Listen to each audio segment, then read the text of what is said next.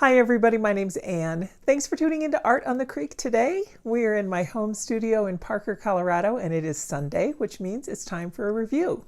I have my buddy back here, this little bear in a pumpkin suit, because I'm trying to remind myself I need to go decorate for Halloween. Our neighborhood has really ramped it up this year, and we need to kind of keep up with the Joneses here. So I've got to get out some decorations. But meanwhile, I have autumn on the brain and thrillers and horror movies just spinning through my head. So what better time to review the Holbein Iridori set of autumn gouache? Woo! Are you ready? Let's go see what we can create.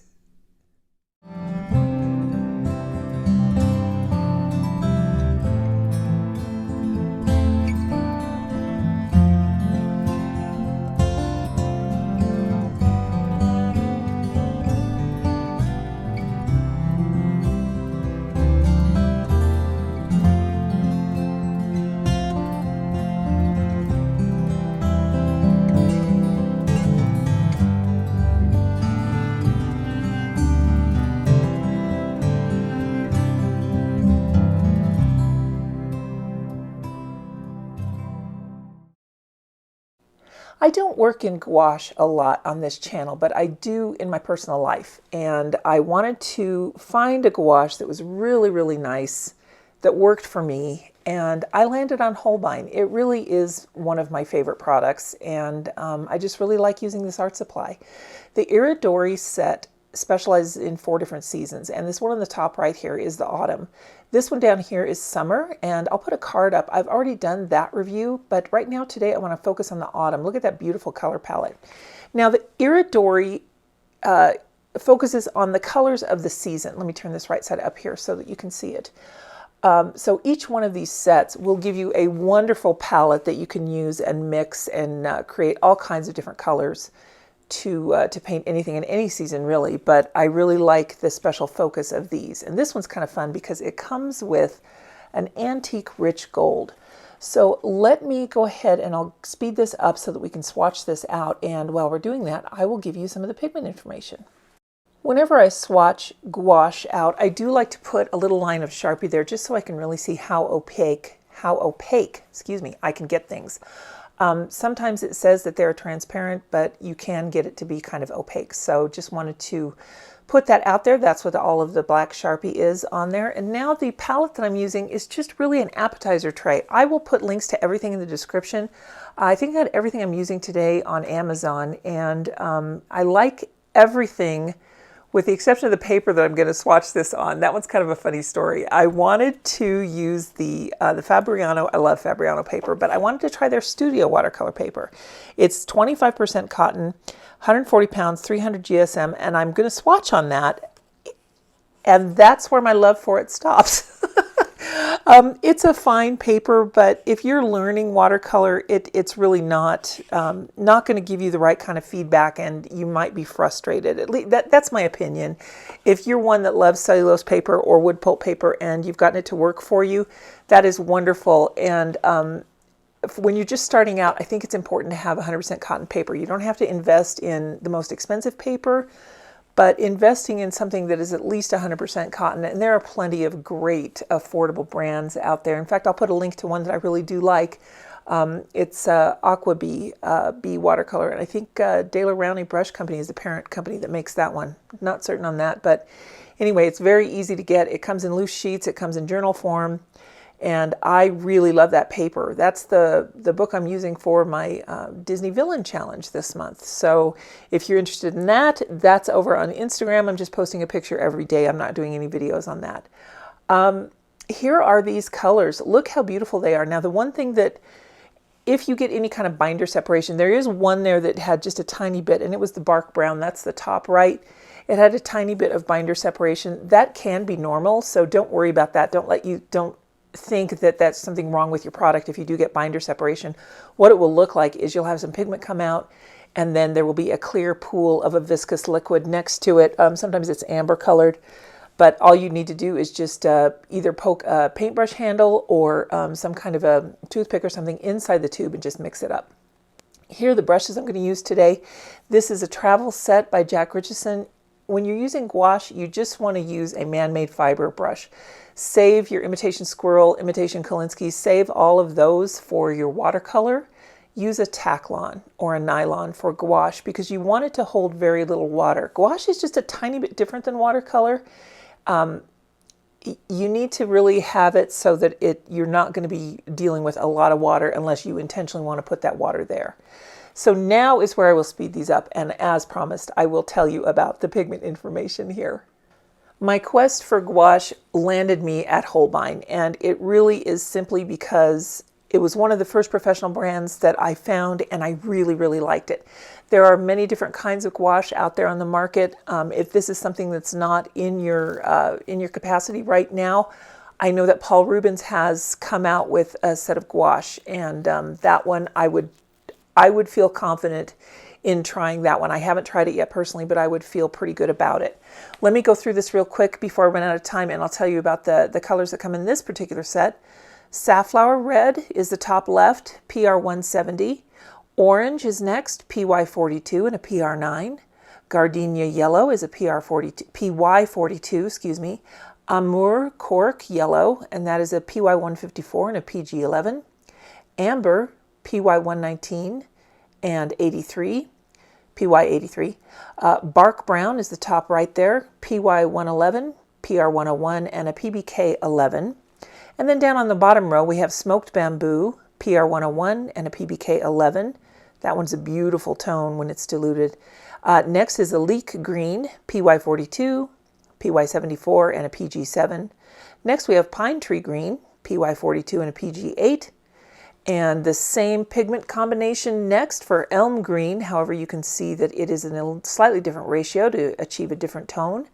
And then we have indigo, a PB 15, PR 83, PBK 6, and then finally this antique rich gold. It is beautiful. This gold is just incredible, and it's so opaque and so lovely, and I would say if you're going to invest in any kind of iridescence like these, look for the Holbein gouache golds, because I bet you they have a silver. In fact, I think I know they have a silver. And yeah, look at that sheen on that gold. Isn't that beautiful? And I'm going to use that today on the painting. I'm so excited. And I bet they have other tones of gold as well. Light fastness.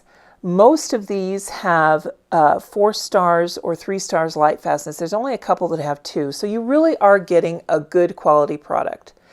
What better to test today than to use this palette on Frankenstein? I have, from our library, I've got a DVD on hold. Now, I know I'm old school, but I do love my DVDs. And I am going to watch the Universal Monsters compilation. I'm so excited. It's on hold though, so I have to wait for it. But it's funny. I really do miss the Blockbuster days where you could go and rent a movie, or when Netflix would mail you a disc, a DVD in the mail, and then you'd mail it back and rent the next movie. I like that. I like the tangible notion of taking this item, putting it in a machine, and having it play on my TV. When I'm downloading something or when I'm streaming something, it just seems a little bit confusing to me, and I know it's the number of birthday candles I have on my cake that does that to me, but I can understand it much better if it's more of a mechanical or analog interface. So my husband and I do enjoy going to our public library, and we really like checking out a lot of DVDs. Long before there was Universal Studios, the amusement park, there was Universal Film Manufacturing Company. And they began in 1912, and then in 1923 they changed their name to Universal Pictures Corporation, and so on and so on and so on until today, where they became Universal Studios.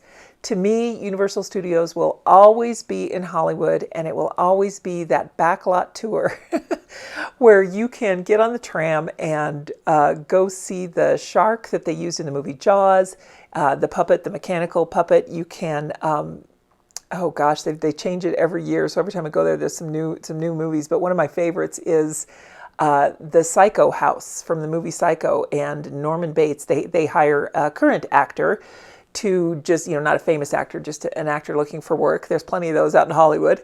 And they hire one to come out of the Bates Motel with a knife and come toward the tram. Very spooky, very scary. I love it. I love Hollywood. I love all things Hollywood. I like the magic of it. I like the grandeur. I love old Hollywood in particular. And this monster, Frankenstein, this particular movie is amazing.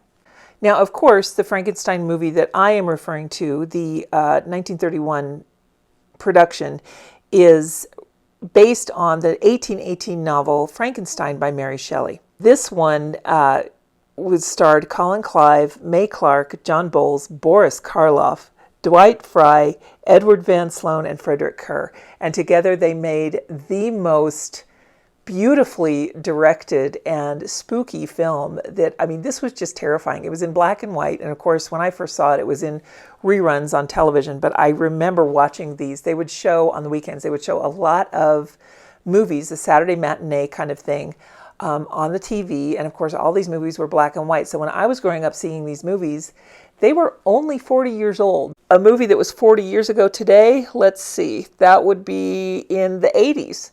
So when you think of Risky Business or any of those Brat Pack movies like 16 Candles, that's how long ago this movie would have been for me when I was watching it as a kid. So just to kind of put it in perspective, when we saw those things on TV that were black and white and the dramatic directorial lighting, it was really scary. And the idea that you would create this monster from grave robbing, it was terrifying. So there are so many fun movies, and I got this idea today to paint Frankenstein. I have a lot of people to mention here. I don't know if you guys follow her, but you need to. Her name is Irene. She has a wonderful channel named Inkworks, and she focuses on fountain pens and inks, which is a whole other column of my interest that I haven't even begun to touch on really in this channel, on my channel rather. And I have found her, thankfully. She's like a light in the jungle of all of the YouTube tutorials, and her ability to create a podcast-esque narrative over her work is truly entertaining. And I get so excited when she posts a video, because I know I'm always going to learn something. I'm always going to be entertained, and I'm always going to have so much fun with the memories that she shares, because a lot of those memories are very similar to my own. I'm a little bit older than she is, but we grew up kind of in the same era, and we just have a lot of similar things in our past. And she just did a series of Universal monsters, and I love how she did them. She was featuring the Da Vinci watercolors on this. So I'll put a card up here in the upper right hand corner so that you can click on one of those videos and then find the rest. And if I've got a playlist for it that I can find, then I'll link to that. But Irene Inkworks, she's wonderful. Thank you, Irene. If you haven't subscribed to her channel yet, guys, please consider doing it. Just go check her out. She's always got something great to share. And it's just like coming into someone's home and sitting for a visit. So I really enjoy spending time with Irene. She did the Universal Monsters series in her interpretation of movie posters, and I really love it. And then the other artist that I think you guys should check out is Black Bean. I don't know if you know about him or not, but he does some really cool oil pastel work. I love his style. It's very unique. It's kind of caricature-like, but recently he just did one, Whatever Happened to Baby Jane, and that movie has also got a very interesting story behind it. He painted Betty Davis in Whatever Happened to Baby Jane, and that's a 1962 movie. And let's see, what studio did that one come out of? It was released on Halloween in '62, and that one is a Warner Brothers Pictures, which is also in Southern California at that time. What was really cool about that movie is that, watching it today, in fact, I've got it on a hold, that DVD at our library, because I want to watch that one again too.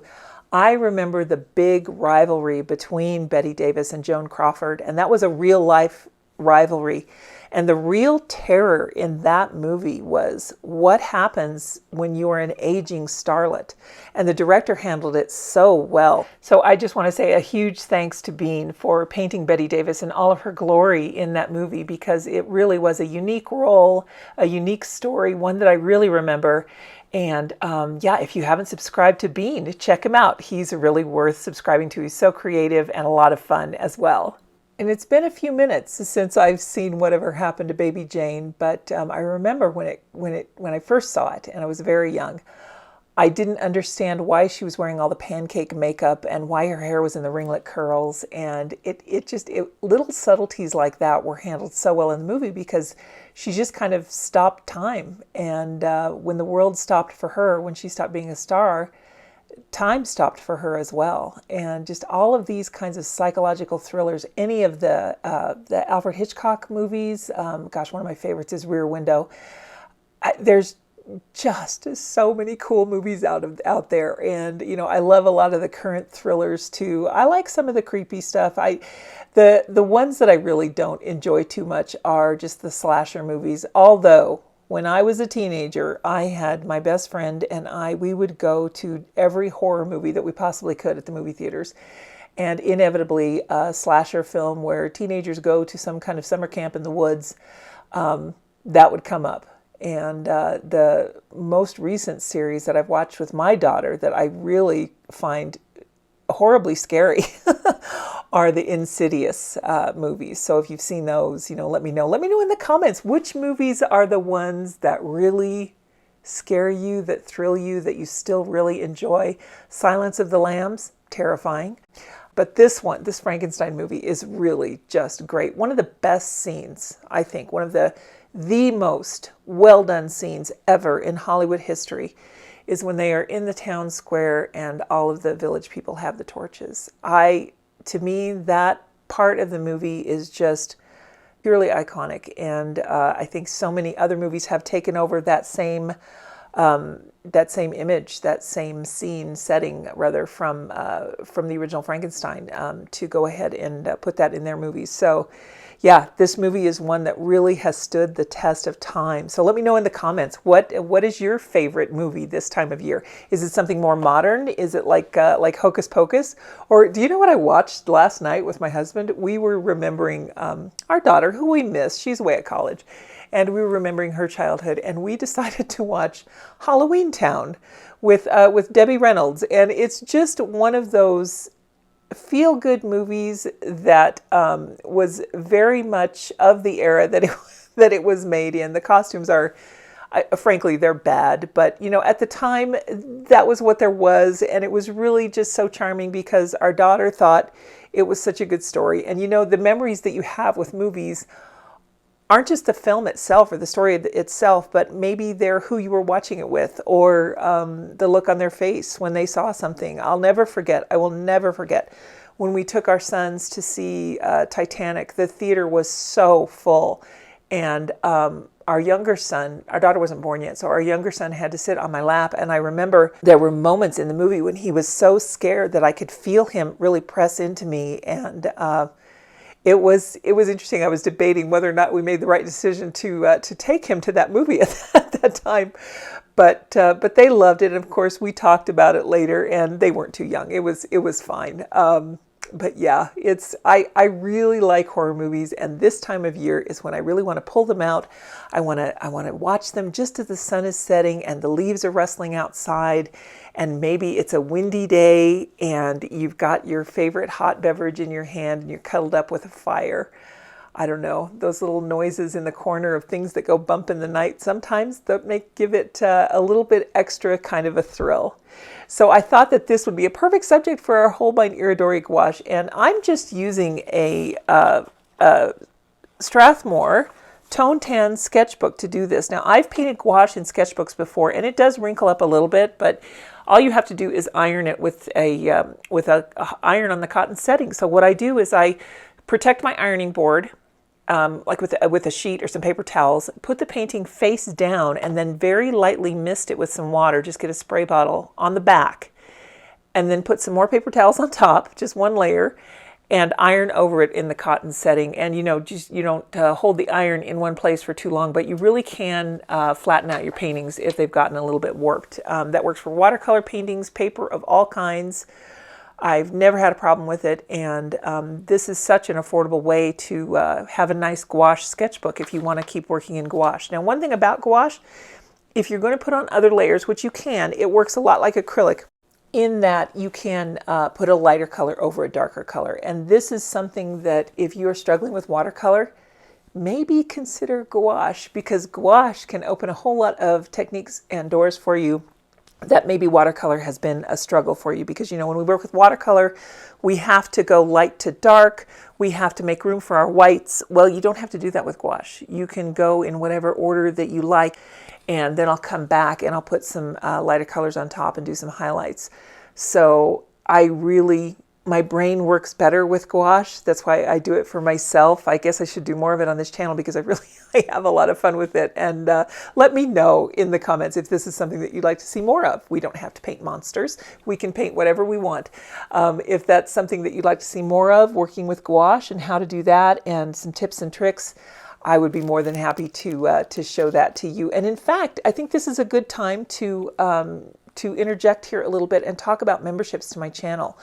I have 3 different membership levels, and the Red Rocks and the Pikes Peak level, the 2 upper levels, you would be able to have videos at your access, rather accessible to you as a member, that are not available to the general public on my platform. Now, I will continue to create free videos here, and I'll continue to do reviews, but if you wanted to see a review before the general public, that's one of the benefits that you'll get as a member.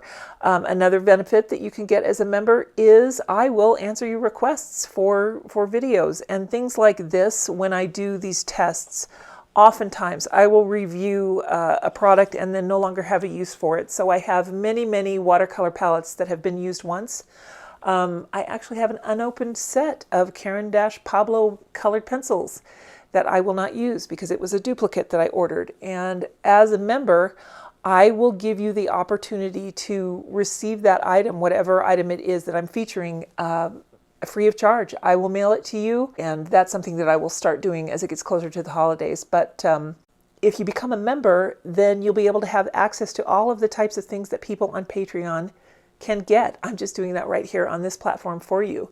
So you'll have access to full-length tutorials, chats, one-on-one time with me. I can give you feedback on your paintings. Just click on the join button, and I think that's just under, if you're on a laptop or desktop, it's just up under the video, and if not, I will put a link to that in the description. So back to this Iridori gouache.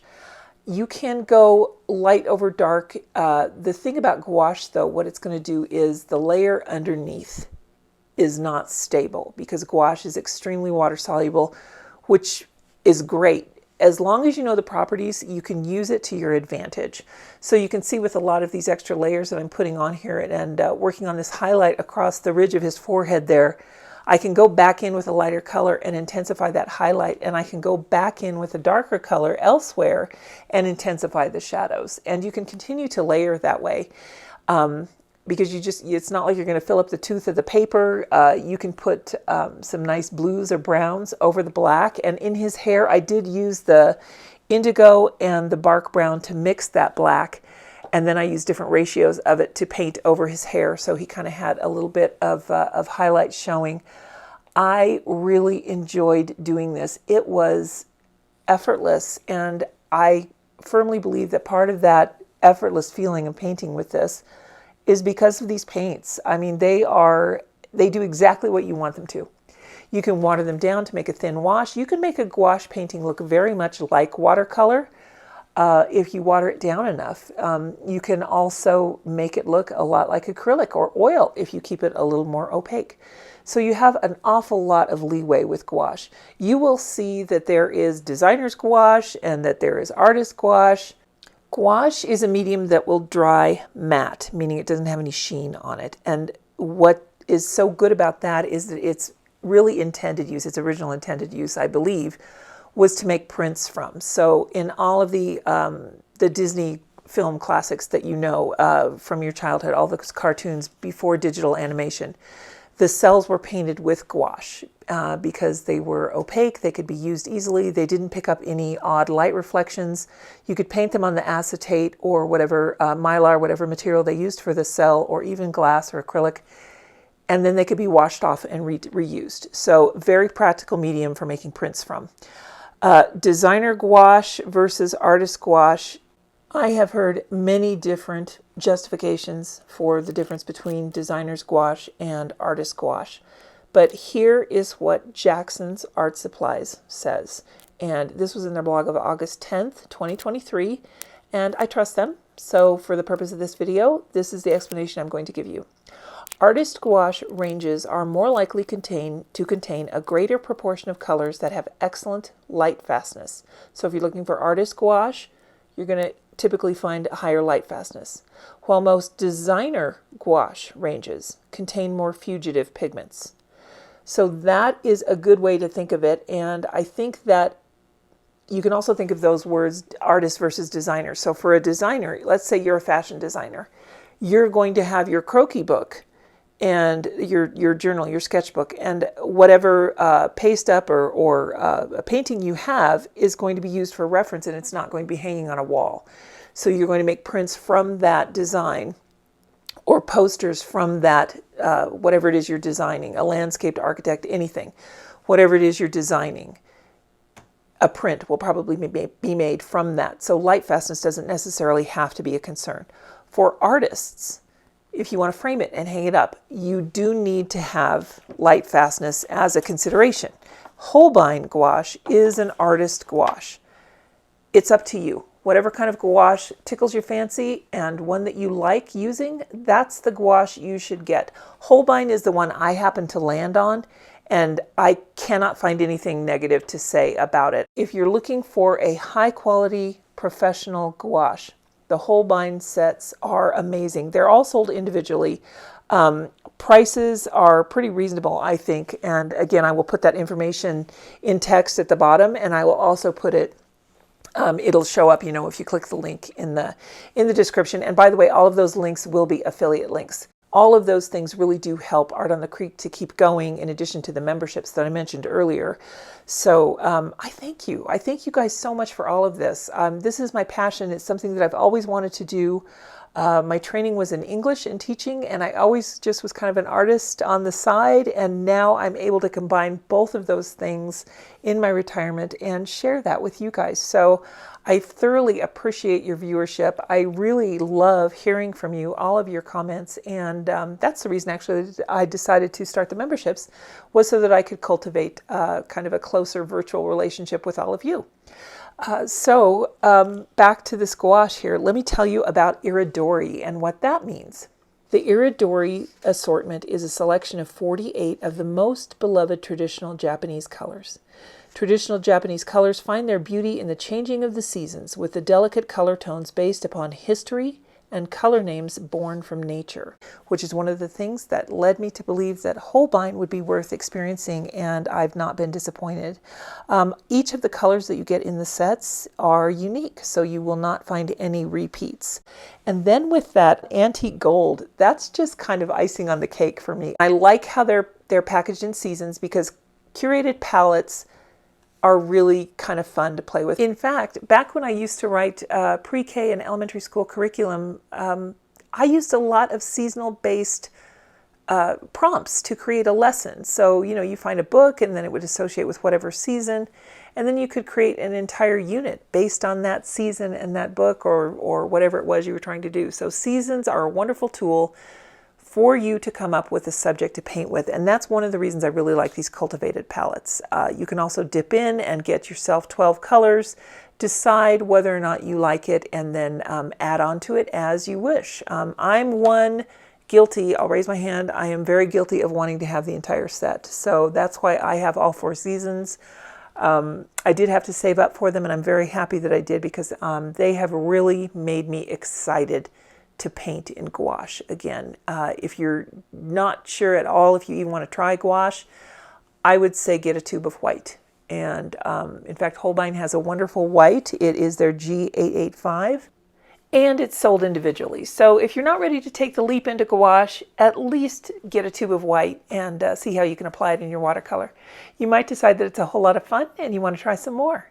And if that turns out to be the case, then I hope you'll consider this Holbein Iridori gouache set. This is the autumn set. And again, I've already done the summer review, but upcoming will be the spring and the winter. And this is just my opinion that I wanted to share with you guys. No one's sponsoring me to do this video. I hope you enjoyed it. Thanks for hanging out with me this long, everyone.